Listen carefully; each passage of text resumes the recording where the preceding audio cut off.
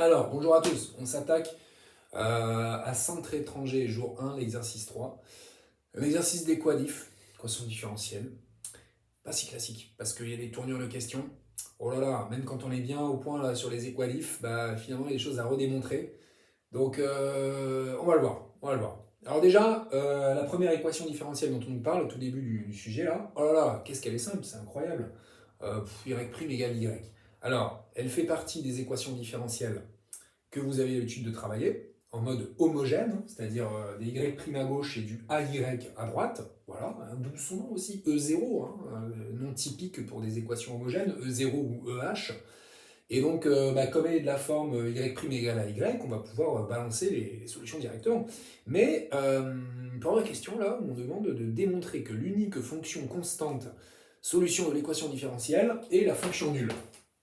Alors, ce qui veut dire qu'en fait, là, on est en train de rechercher une solution. Alors, on nous indique un peu qu'il va y en avoir une, ok, mais qu'on recherche une solution sous une certaine forme, sous la forme d'une constante. Donc finalement, c'est une question qui revient à aller vérifier qu'une fonction donnée est une solution particulière. Mais en même temps, on vous demande de dire que c'est la seule. Alors, il faut rechercher finalement une solution, une fonction solution de cette équation sous la forme d'une constante. C'est la seule manière de faire, parce que si vous vous contentez de remplacer y par 0, c'est-à-dire de dire ah bon, prenons la fonction nulle, regardons si ça marche, oh ça marche, et bien c'est pas suffisant, vous n'avez pas répondu à la question parce qu'il y a le mot unique, démontrer que l'unique fonction constante de solution. Donc moi je trouve que déjà dans cet intitulé, il y a un truc pas hyper simple à comprendre, hein, d'accord. On ne se contente pas, comme pour une recherche de solution particulière, de balancer la fonction nulle là-dedans et de dire ok ça marche et j'ai réussi. Non, non, non. On va rechercher toutes les solutions sous la forme d'une constante, et on va voir qu'il n'y en a qu'une seule. Ok. Donc, comment on procède? Et bien, on va dire, ok, cherchons une fonction constante solution de E0. C'est-à-dire, soit f qui pour x associe k, c'est ça une fonction constante, hein, k appartenant à grand R, une fonction solution de E0. Voilà. On la cherche sous une forme particulière. Ok. Et là, c'est un d'une part, d'autre part. Et oui, parce que on va aller injecter cette fonction dans cette équation, ok? Et on veut que ça marche, on veut que ça fasse un égal, d'accord? Donc d'une part, qu'est-ce qu'on a? D'une part, on a y', ça va donc être f', voilà, f' de x, pour tout x réel. F' de x qui est égal à quoi? C'est la dérivée d'une fonction constante, donc ça fait 0, d'accord? Et d'autre part, on va avoir, de l'autre côté c'est f de x, donc f de x c'est k, ok? Mais comme on veut que cette fonction soit solution de E0, ça veut dire que pour tout x réel, on doit avoir cette égalité-là. On doit avoir y' de x égale y de x, comme on appelait notre solution f, on doit avoir f' de x égale f de x pour tout x réel. Donc, comme, je réécris pas, mais comme f est solution de E0, et pour tout x réel, on doit avoir 0 égale k. Ça égale ça. Conclusion. Voilà, on l'a écrit, k égale 0. Donc l'unique solution, si on la cherche sous la forme d'une constante, c'est la fonction nulle. Alors après, on pourrait se dire, voilà, un peu dangereux, un peu difficile, mais et réciproquement, est-ce que la fonction nulle, elle marche? Donc ça, je le mets entre parenthèses, parce que là, franchement, ça va être un qui est aussi dans le détail. En effet, là, je me suis dit, s'il y en a une, voilà, c'est la fonction nulle. Maintenant, réciproquement, est-ce que la fonction nulle, elle marche? Oui, on le sait, hein, dérivé y', ça fait 0. Enfin, dérivé la fonction nulle, ça fait 0, et puis à côté, il y a 0, donc réciproquement, f est bien solution. Voilà. Question 1, délicate. Hein. On vous accorderait des points, bien sûr, si vous arrivez à comprendre qu'il fallait mettre un petit k et qu'il fallait en déduire que k égale 0. Ok. Allez, question 2. Question 2, qu'est-ce qu'on a? Déterminer toutes les solutions de l'équation de 0. Alors là, c'est là où c'est un peu dangereux, parce qu'on se dit, mais qu'est-ce qu'ils veulent nous faire? Toutes les solutions de 0. Ils veulent qu'on réutilise ce qu'on a fait avant ou pas? Honnêtement, c'est un peu déstabilisant, moi, je trouve. Parce que, en fait, 0, on a appris à le faire, c'est le cours direct, donc il faut redémontrer le cours, qu'est-ce qu'il faut faire? On est un peu perdu. Là, il ne faut pas aller chercher trop loin, il faut se dire, écoutez, c'est ambigu, tant pis pour eux, voilà, ils nous balance des trucs. Alors, toutes les solutions, E0 et équation de cours, voilà, E0 est de la forme y' égale à y. Voilà. Donc, les solutions de E0, les solutions de E0 sont les fonctions définies sur R par, toujours la petite phrase à écrire, par quoi? Par y de x égale k exponentielle de ax, avec ici à égal 1. Donc k exponentielle de x, virgule, k étant réel. On l'appelle k, on peut l'appeler c, on peut l'appeler ce qu'on veut, mais en tout cas c'est une constante. D'accord? K exponentielle de x, k étant un réel, voilà l'expression de n'importe quelle solution de E0. On y retrouve bien sûr en particulier la fonction nulle qu'on obtient en remplaçant k par 0. Mais il n'y a pas d'histoire de toutes les solutions en allant travailler sur le principe de superposition dont on va parler tout à l'heure. Pourquoi? Parce qu'on a déjà une équation qui est homogène. Donc stop, c'est juste le cours. Fausse piste avec la question 1, on ne va pas aller chercher quoi que ce soit en ajoutant une constante. Non, voilà, c'est tout. Un peu bizarroïde cette question 2. Voilà. Pas de lien avec la question 1, franchement. Ouais, j'ai l'impression que c'est encore la question 2, mais non, c'est la question 3 qui commence. Mais en fait, il y a une petite introduction qui est cette fois l'équation E. Pas E0, mais E. Alors bien sûr, il y a un lien entre E et E0, les lettres sont quand même bien posées. C'est que regardez E. E, ça commence comme E0. Ce qui veut dire que E0, en fait, va être l'équation différentielle homogène qui est associée à une équation différentielle un peu plus compliquée qu'on va écrire y moins cos x, voilà, et moins 3 sinus x. Allez, un peu de trigo à l'intérieur de cette équation différentielle. Voilà. Alors, on dit que y est une fonction dérivable de la variable réelle x. Et puis, donc ça, c'est la question 3. Et tout de suite, on vous donne une fonction h, d'accord? H qui est définie comme ceci. H de x, c'est 2 cos x plus sinus x. 2 cos x plus sinus x. Voilà. Pour tout x réel. On admet qu'elle est dérivable sur R, donc on n'a même pas la peine de le dire, on pourra la dériver. Et on demande de démontrer que la fonction h est solution de l'équation différentielle E. Voilà. Alors ça c'est classique, parce que ça je dirais ça fait partie du pack, où quand on est bien au point sur les équations différentielles, on sait très bien que ce genre d'équation différentielle non homogène de la forme y' égale AY plus F, eh bien, on va devoir le faire en 3 étapes, qui vont être solution de l'équation homogène, solution particulière, puis principe de superposition. Je l'écris ça, solution homogène, les solutions de l'équation homogène, YH, solution particulière, YP, et puis à la fin, pour avoir toutes les solutions de notre équation E, on devra utiliser le théorème ou principe de superposition en disant que toutes les solutions sont les fonctions d'expression YH plus YP. Mais attention, parce que ces 3 étapes peuvent être dans le désordre. Alors, à la fin, il y aura toujours le 3e point qui sera bien sûr la superposition. Mais ça peut être avant ou après, 1 et 2, ça dépend de l'ordre. Voilà. Et puis là, on se dit, mais attends, finalement, c'est dans cet ordre-là, parce que regardez, on a fait d'abord E0. Ah oui, E0, c'est l'équation homogène associée à l'équation E, hein. Donc on l'a fait en question 2, finalement. Hein. Et puis là, ce qu'on nous demande, c'est ça, c'est une solution particulière. C'est pour le petit 3 qui aura un truc un peu étonnant, hein, de leur part. Okay, mais en tout cas, pour là, ce qu'on nous demande de faire, montrer que H est solution de E, eh ben, on en est vraiment au point numéro 2, qui est de vérifier, parce que c'est rarement à vous de la trouver quand même, sauf sous une certaine forme, hein, un peu comme dans la question 1 finalement, eh ben, c'est à vous de vérifier que la fonction qu'on vous donne, elle est bien solution particulière de l'équation. Ok? Donc, on nous donne cette fonction. Et pour montrer qu'elle est solution particulière de cette équation, qu'est-ce que je vais faire? Eh ben, je vais aller remplacer. D'accord? Je vais aller remplacer cette fonction là-dedans et je vais voir que ça fonctionne. Ok? Donc, pour remplacer, c'est-à-dire qu'en fait, il faut que je montre que cette fonction vérifie cette égalité. eh bien je vais faire un d'une part, d'autre part, parce que là j'ai un bloc de gauche et là j'ai un bloc de droite. D'accord? Donc un peu comme tout à l'heure, d'une part, d'autre part, d'une part, d'autre part, et je vais aller d'une part calculer h' de x, hein, pour tout x réel, h' de x, ça me donne quoi? Ben, il faut que je dérive ça. Comme on m'a dit que c'était dérivable, j'y vais franco, il n'y a pas de problème. Et je n'ai pas besoin de forme ici, parce que ça c'est facile. Ouais, c'est de la trigo, mais regardez, il n'y a aucune difficulté, c'est une somme. Je n'ai pas besoin de poser un u plus v, je vais directement aller balancer la dérivée. La dérivée de cos, c'est sin. J'ai un de devant, je le laisse.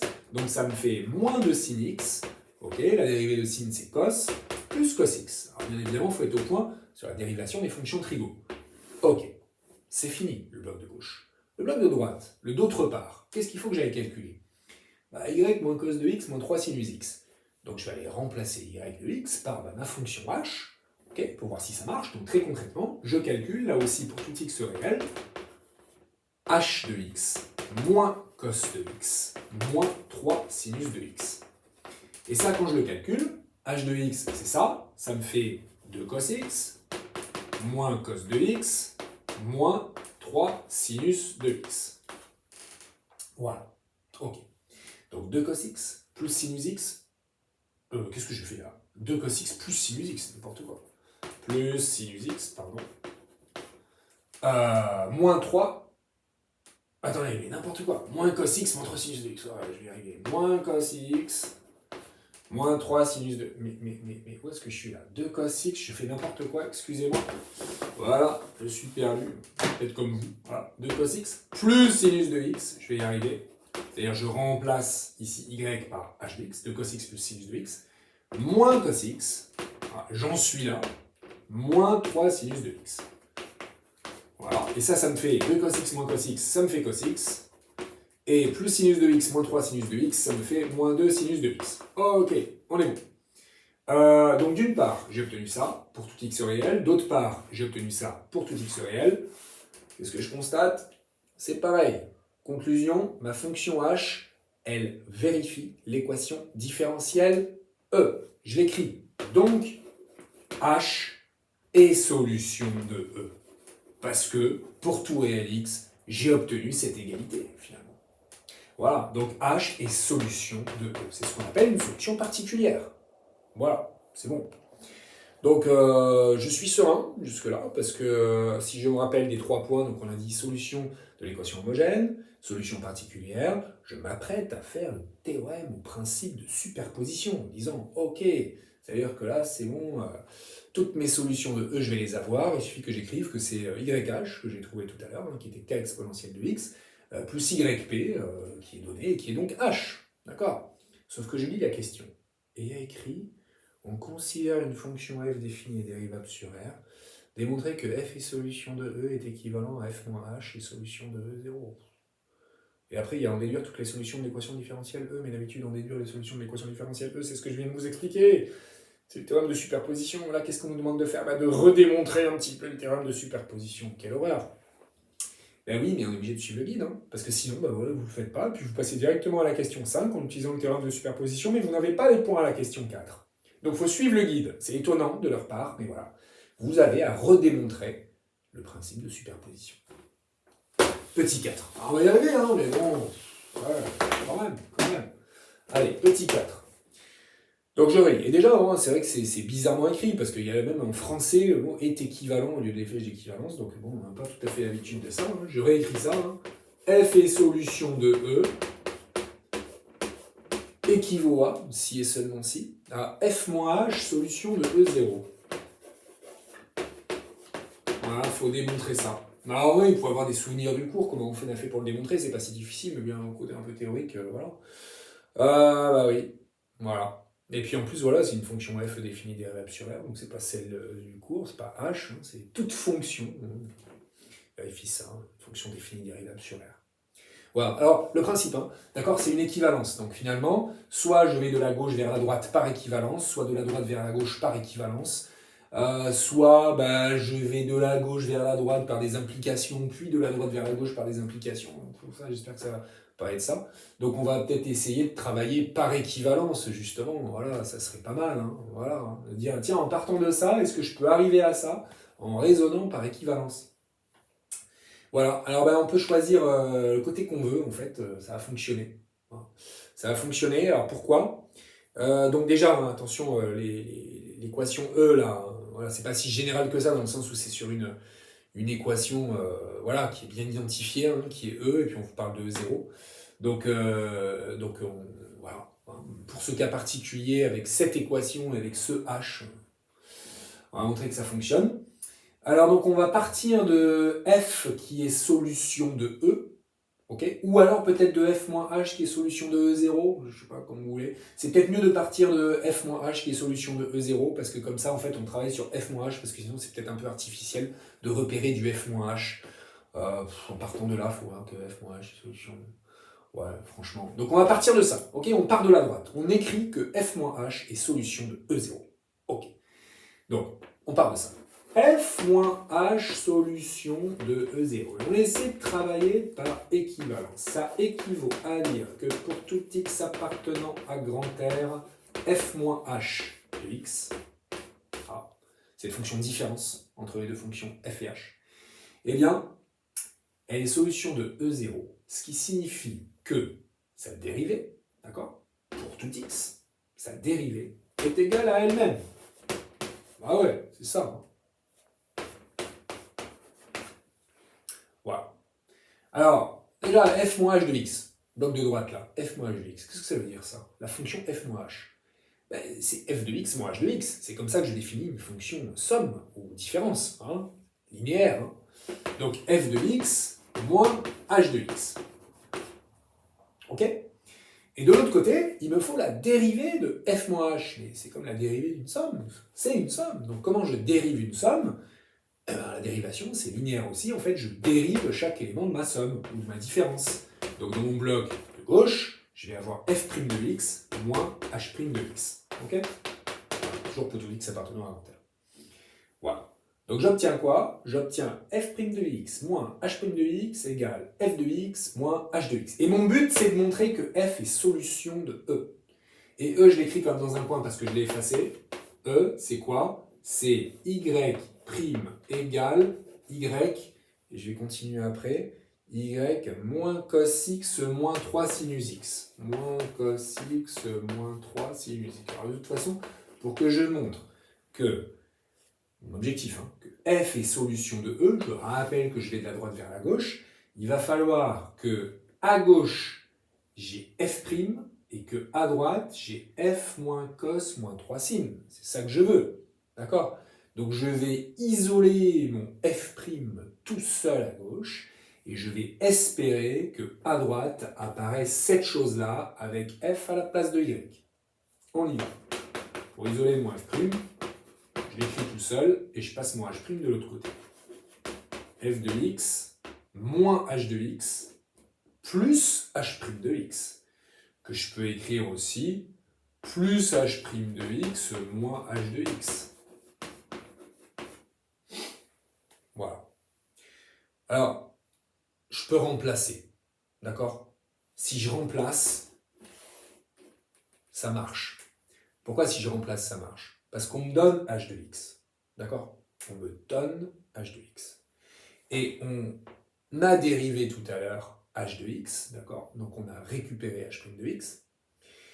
Et en même temps, je peux aussi être malin. C'est-à-dire que ce que je peux faire, c'est que comme je sais que h, elle est solution de l'équation différentielle E, eh bien je sais que h, elle va vérifier ça. Donc je sais que h' de x, par exemple, eh bien ça s'écrit h de x moins cos x moins 3 sinus x.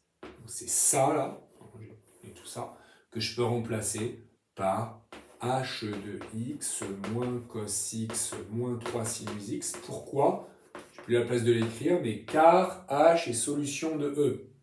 Ok? Mes h de x s'en vont. Il ne me reste plus que ça à côté de mon f' de x, mon f de x. C'est-à-dire, il me reste f' de x égale f de x moins cos de x moins 3 sinus x. D'accord? Ben ça, exactement ça. Hein. C'est exactement ça. Hein, avec des f à la place des y. Ce qui signifie que f est bien solution de E. C'est bien ce que je voulais. Ok? Si vous n'avez pas trop compris l'histoire du h', qu'est-ce que vous faites? Mais vous utilisez les expressions que vous avez obtenues tout à l'heure pour h' de x et pour h de x, vous mélangez tout ça, vous soustrayez, et vous allez voir qu'il va vous rester juste ça. Moins cos x moins 3 sinus x. D'accord? Ok? Donc ce qu'on a obtenu en prolongeant l'équivalence, regardez, j'efface tout ça et je le réécris. Je le réécris, j'efface tout ça. C'est que on a, pour tout x réel, f' de x égale f de x moins cos de x moins 3 sinus de x, ce qui est équivalent à dire que ma fonction f, elle vérifie l'équation E. C'est-à-dire que f est solution de E. Et on a travaillé par équivalence, hein, sans problème. Voilà. Que d'efforts, hein, finalement, je trouve, hein, parce que ça n'a pas vu comme ça. Hein. Voilà, ok? Et en fait, c'est une sorte de redémonstration du principe de superposition. Voilà. Petit 5. Petit 5. C'est ça, petit 5. On va dire toutes les solutions de l'équation différentielle E. Voilà. Bon, alors, c'est l'utilisation, encore une fois, on va se passer du théorème de superposition, parce qu'on va suivre le guide, hein, ce qu'il nous demande de faire, parce qu'il y a écrit en déduire, hein, d'accord? Donc il faut se dire, qu'est-ce qu'on a fait avant? J'aurais écrit, j'aurais écrit encore. Hein. On a écrit que f est solution de E, si et seulement si f moins h est solution de E0. D'accord? On veut toutes les solutions de E. C'est ça qu'on nous demande, toutes les solutions de E. Mais toutes les solutions de E, ce sont aussi toutes les fonctions f telles que f moins h soit solution de E0. J'ai appris cette équivalence-là. D'accord? Et on les a, les solutions de E0. On les a. Les solutions de E0, on les a écrites tout à l'heure, sont les fonctions qui s'écrivent comment? Qui s'écrivent, on les a écrits y de x égale k exponentielle de x. Comme ça qu'on les a écrits. Les fonctions d'expression y de x égale k exponentielle de x pour tout x réel. Voilà. Ok? Donc, moi, si je veux toutes les solutions de E, je me dis, ce sont les f moins, ce sont les fonctions f telles que f moins h soit solution de E0. Donc en fait, les fonctions f que je vais rechercher sont telles que f de x moins h de x soit solution de E0. C'est-à-dire qu'elles s'écrivent comme ça. Voilà. Elles sont là, mes solutions, toutes mes solutions de E. Vous avez vu ce que j'ai fait, hein? J'ai utilisé cette équivalence en disant, je veux les solutions de E. En fait, ce sont les fonctions f telles que f moins h soit solution de E0. Réutilisation de la question 3, si je ne me trompe pas. Ok? Il faut que je fasse passer mon h de x de l'autre côté, et ça me donne ceci. Voilà toutes les solutions de E. Je passe mon moins h de x de l'autre côté. Ok?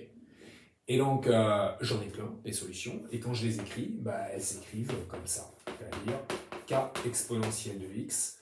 Mon h de x, j'ai déjà oublié. Voilà, est-ce que ça marche, ça, cet ordinateur? Pour voir quelle tête ça a. C'est h de x, 2 cos x plus sinus x. 2 cos x plus sinus x.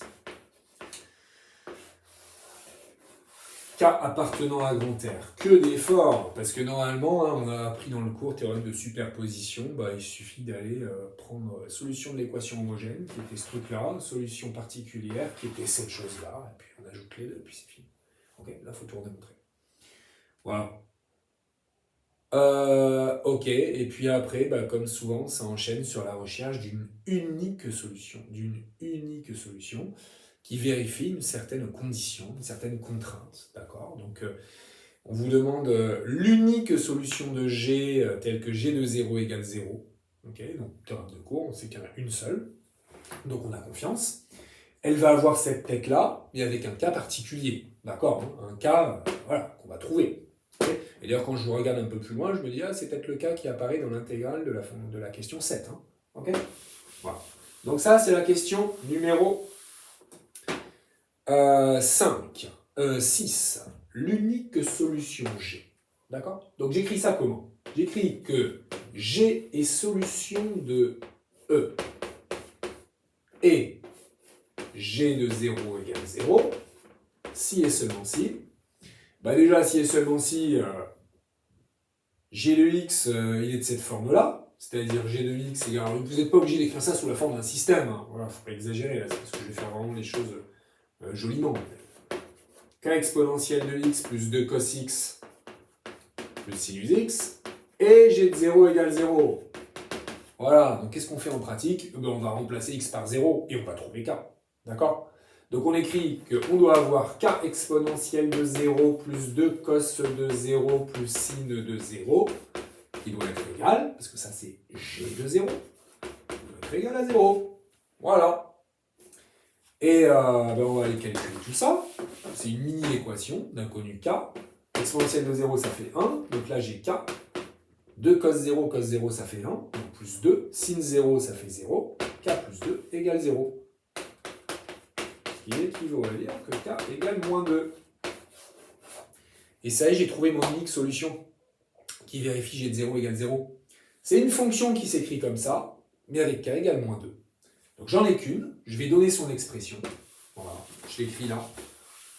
Donc g de x, pour tout x réel, g de x, c'est moins 2 exponentielle de x. J'ai déjà oublié le h de x, c'est quoi? C'est plus 2 cos x plus sinus x.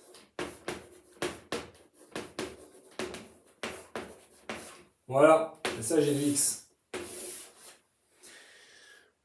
7. Question 7. Oh, une intégrale. Qu'est-ce que c'est que ça, une intégrale? Pourquoi une intégrale ici? On se demande pourquoi il y a une intégrale. Intégrale de 0 à pi sur 2 de moins 2 exponentielle de x plus sinus x plus 2 cos x dx, bien sûr. Alors, bon, pour calculer une intégrale, j'ai besoin d'une primitive. Il dit ok, pourquoi pas. Je me dis quand même, c'est un sujet de bac, c'est bien fait, il y a des trucs un peu fins, ça s'enchaîne bien, tout ça. Donc je vais chercher des liens avec ce que j'ai fait avant. Ça, je repère quoi? C'est g de x. Alors si j'ai peut-être une primitive de g qui traîne quelque part, ce serait bien, ce serait joli. Je recherche. Je vois rien. Je vois rien du tout. Je vois pas de primitive de g. Il n'y a rien qui est exploitable. Je recherche plus finement.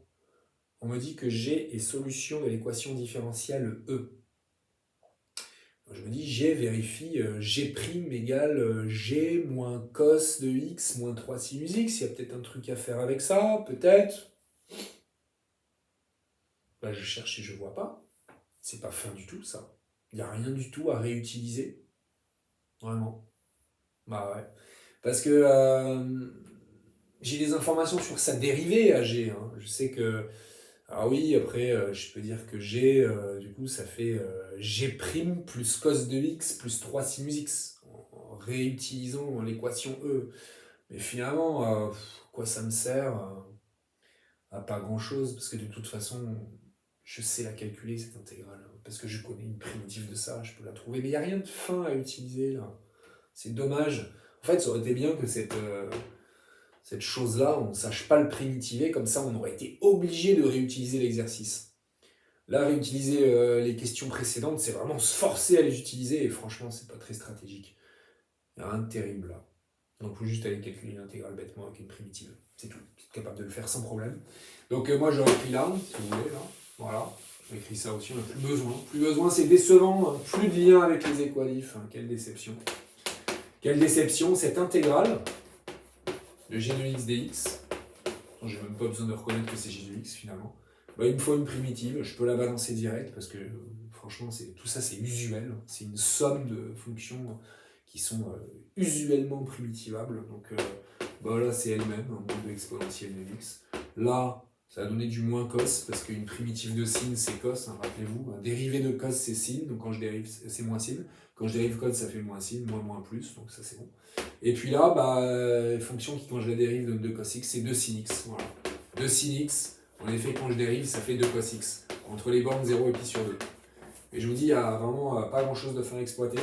Alors éventuellement, hein, voilà, hein, comme je sais, je vous le dis quand même rapidement, mais comme je sais que G est solution de E, c'est vrai que G de X, j'aurais pu l'écrire G' plus cos plus 3 sin, G' plus cos plus 3 sin.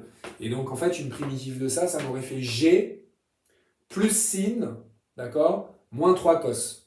Voilà. Mais temps gagné, 0 en fait. Puis subtilité, ouais, en se forçant. Voilà. Donc c'est pas du tout utile. Hein, voilà. Donc on continue ça.